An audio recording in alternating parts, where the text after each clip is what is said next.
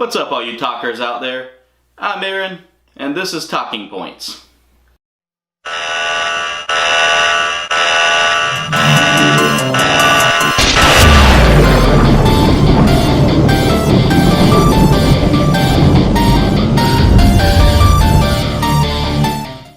So what's up, everybody, and welcome back to another week here on ToC with our wonderful show ToCing Points.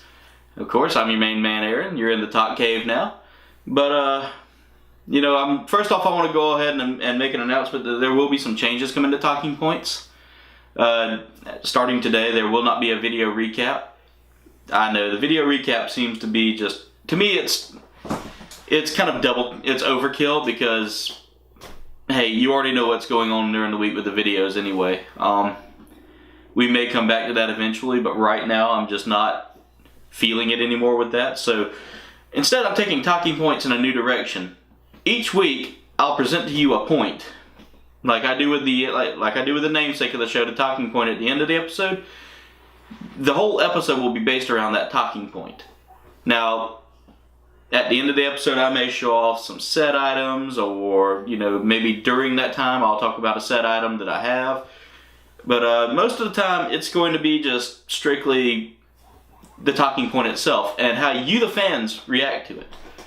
So, yeah, that's pretty much the big change coming to ToCing Points. I'll also be rearranging the set eventually, trying to get a little more room worked out here, trying to fix some issues with some background noise, as you've probably heard in a couple of episodes, because I do have my pets here in the top cave. It's one of the better rooms I have. That's further at the other end of the house where, yeah, top cave is basically, spoiler alert if you haven't already heard me say it a couple of times, it's in my own house, but that's beside the point.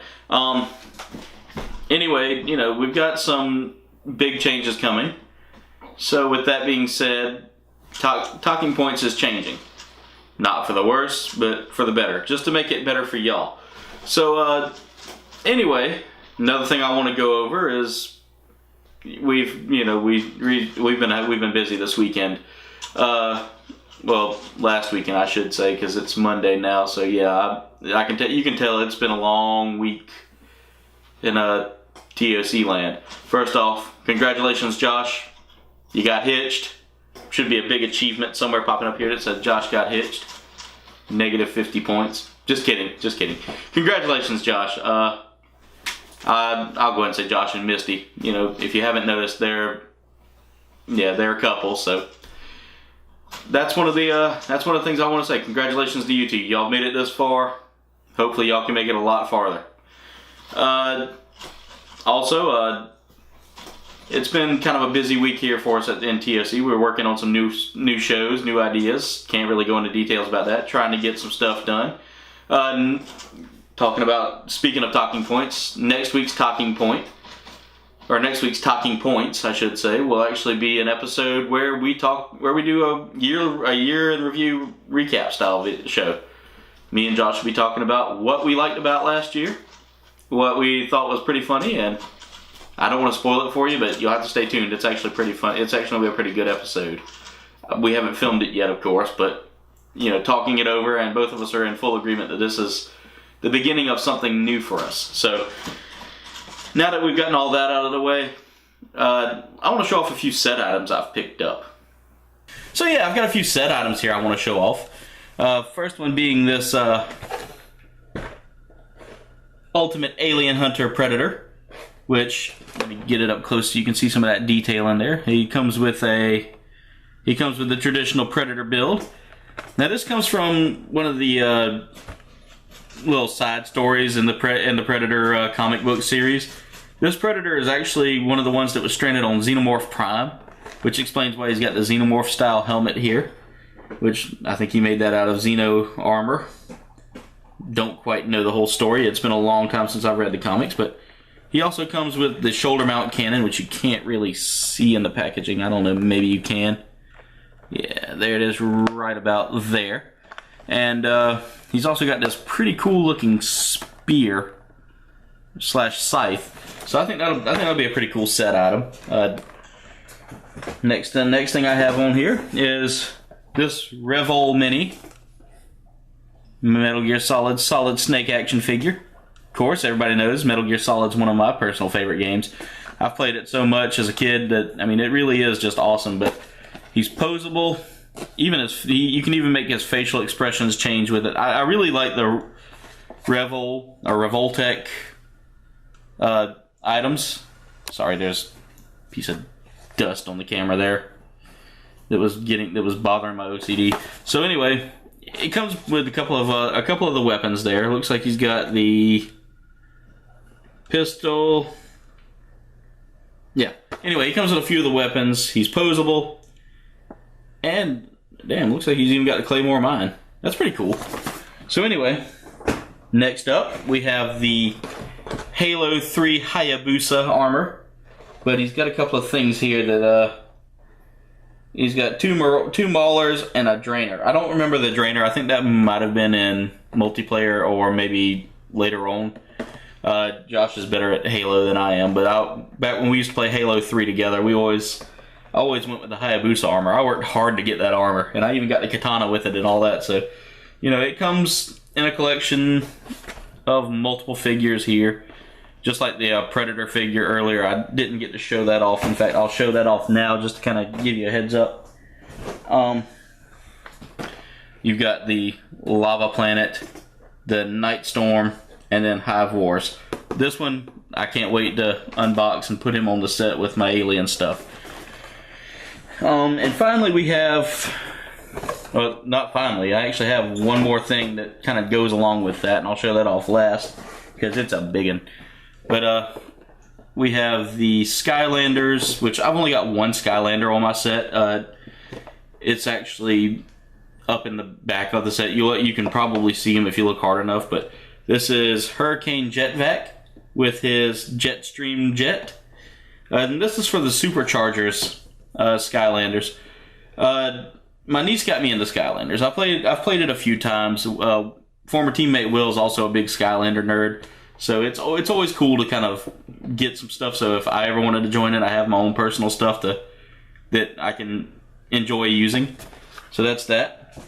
And now, the Big Mama herself. And that's going to have to come back a little bit like that. And it is the... Here, let's zoom in on that. Alien Genocide Red Queen Mother Deluxe Action Figure.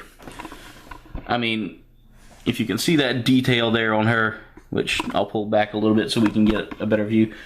This is from the Alien Genocide comic book series, and which was then adapted into a novel itself.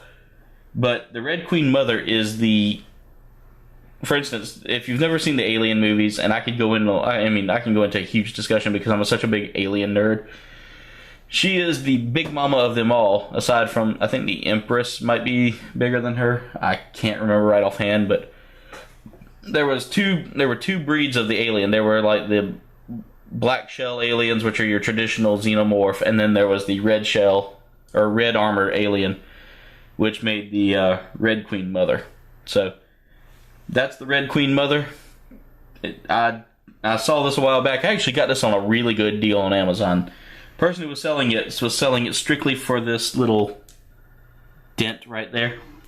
I don't know if you could see that, but that dent saved me basically $100 on the thing. So yeah, that's pretty much all of the good little collectibles I have here and all the set items. So anyway, that was all the new set items I've gotten. I'm really excited about that Red Queen Mother, by the way. That was a great find for a great deal. I can't believe they were giving that away for the price they gave it away. But anyway, let's move on to this week's talking point. Or last week's talking point. And last week's talking point was, what is your favorite tabletop RPG? Of course, you remember my answer from last week, which was Dragon Age. One of our viewers, Jen, she happened to be the only fancer we got this week, so shame on you out there. Y'all should have answered. Y'all hurt my feelings. I would cry right now, but... Anyway, let's let the show go on. So anyway, Jen writes, Munchkin.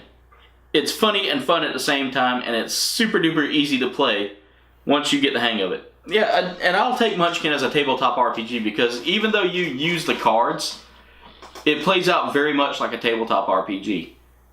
And you know, it's not like D&D or Dragon Age or any of those others out there but it's still, you use these cards to initiate an adventure. So it's part card game, part tabletop RPG. I like it. That's a good answer for me. That's, you know, the only answer we had, but still, Munchkin is a fun game. I've played it, and it's, if you haven't played it, you got to go out there and get your own deck and try it out. It's fun. That's it for all the answers. For team answers, I answered, but Josh, being that he was busy this weekend, really didn't have a chance to answer, and he said he hasn't really played much of tabletop RPGs, so there really isn't any to choose from. But anyway, that's going to be it for Talking Points. I know usually I have a Talking Point for next week, but like I said, since we're filming a special edition episode next week, there will not be a Talking Point this week. So anyway, thanks for watching, and as always, keep talking. So I hope you liked today's episode. If you did, you can click on this solid snake right here to subscribe. Or if you want to see another video, you can click on this Hayabusa version of the Mjolnir armor for all of your video needs. Remember, Solid Snake says subscribe. Or I can just punch you in the back of the head with this, and you'll have to watch another video anyway.